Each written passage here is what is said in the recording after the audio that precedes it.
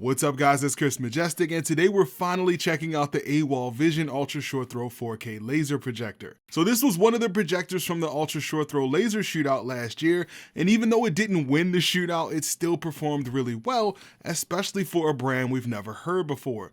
So there are two versions of this projector. The 2500 lumen version is priced around $3,000, and the 3500 comes with a pretty hefty $5,500 price tag, and that doesn't include a screen. But the screen I'll be using with this today is the 100-inch Spectra Vantage CLR screen, which is the same screen that we used in the projector shootout. And you can grab the screen along with the AWOL Vision from our channel sponsor, ProjectorScreen.com. They offer bundle deals on projectors, screens, home theater audio, and all sorts of cool stuff, and they're more than willing to answer any questions over the phone, so make sure you use the links in the video description or give them a call if you're interested in any of these products. Now when it comes to design, I think the AWOL has a pretty cool design language. It's definitely one of the more futuristic looking projectors with its sloped lines, sweeping curves, and black finish. The top of course hides the recessed lens as well as a power button on the front right corner. The front has a pretty unique looking rounded off design that hides the 36-watt stereo speakers. The right side has a single USB port,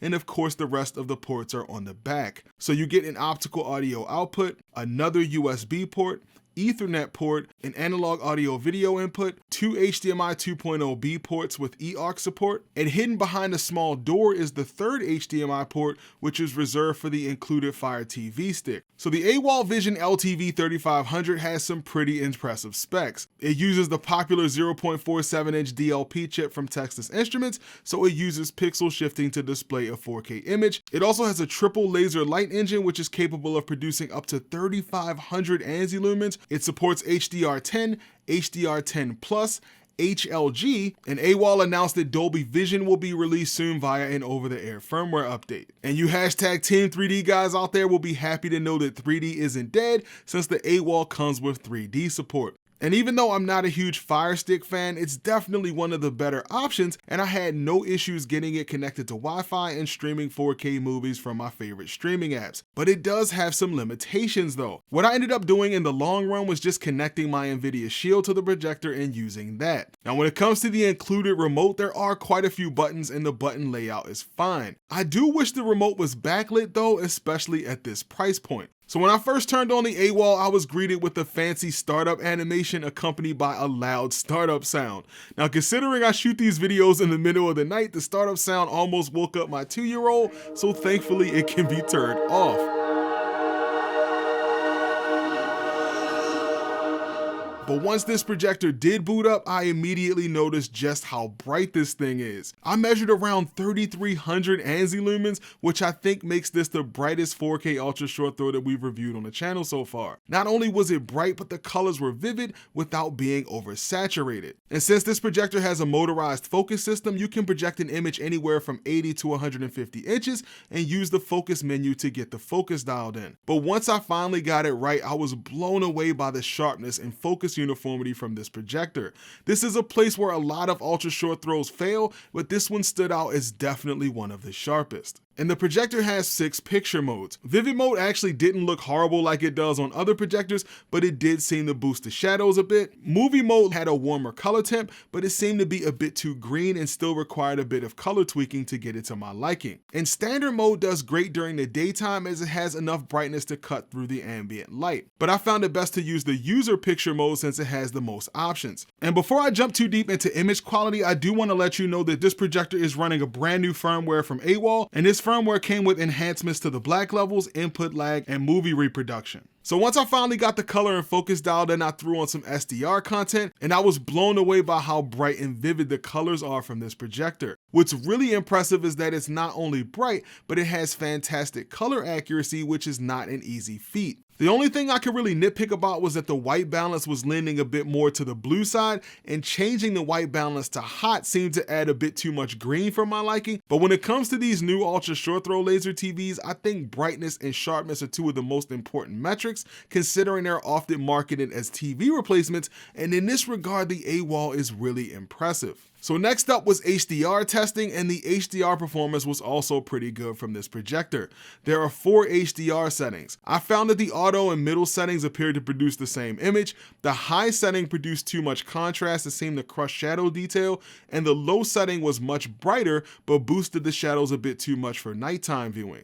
But if you find yourself watching HDR during the day in a room with a lot of ambient light, then the low setting will probably work best since it cut through the ambient light a bit better. Now with HDR, I did find that I preferred a bit more color saturation, so I did boost the color a tiny bit, but this thing produced a bright and natural looking HDR image. So it's been quite a while since I've tested an ultra short throw projector with 3D support, so I was kind of excited to test it out. One of the biggest trade-offs with 3D is brightness, since it dims the image, but the extra brightness from this projector offsets it nicely so it's less noticeable. There's just something about watching 3D on a huge screen that changes the entire movie experience, and it's kind of sad that less and less projectors are equipped with this technology. When it comes to black levels, I was expecting it to be pretty bad considering it's arguably one of the brightest ultra short throws out there, but the black levels were better than I thought. Now the black levels weren't amazing, but despite its lower contrast, they weren't terrible. And when it comes to gaming, I had high hopes considering the brightness, sharpness, and colors from this projector,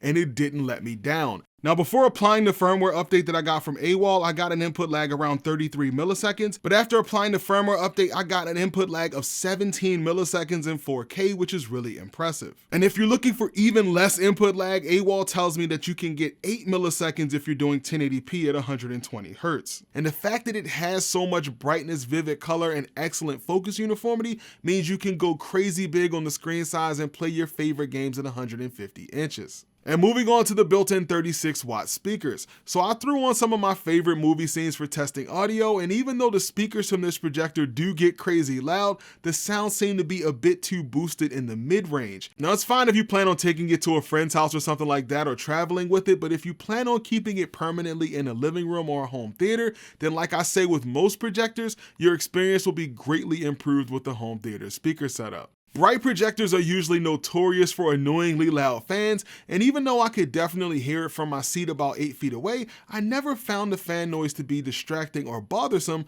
which is kind of surprising considering its brightness. Alright, so this is the part of the video that most manufacturers probably hate, where I talk about the downsides of the product or things I don't like. And since no projector is perfect, the AWOL is no exception.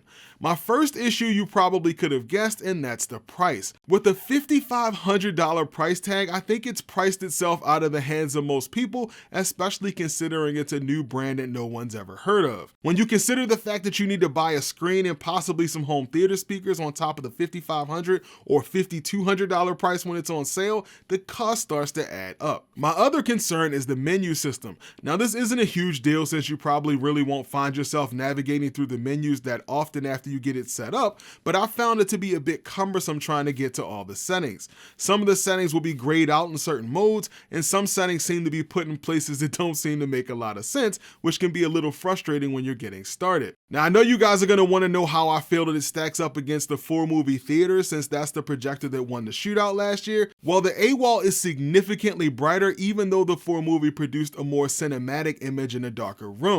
So this is really going to come down to personal preference, but as I always personally say, I think it's more important for an ultra short throw projector to be bright and vivid, since people are often going to use it in a living room, and this is truly where the AWOL shines. And aside from brightness, another thing that stands out is the focus uniformity, which is significantly better than the 4Movie. Now with that being said, the 4Movie Theater still produces a fantastic image, and you get that for almost half the price of the AWOL, so it's still a strong contender. So what about the LG HU915QB? Well, the LG is more cinematic with better contrast, great black levels, and fantastic HDR. On the other hand, it's not as bright as the AWOL, it produced a good amount of rainbow effect, and it had pretty bad input lag. So in a dark room with movies, the LG tends to look better, but if you're a gamer or you have a room with a lot of ambient light, then you might prefer the AWOL.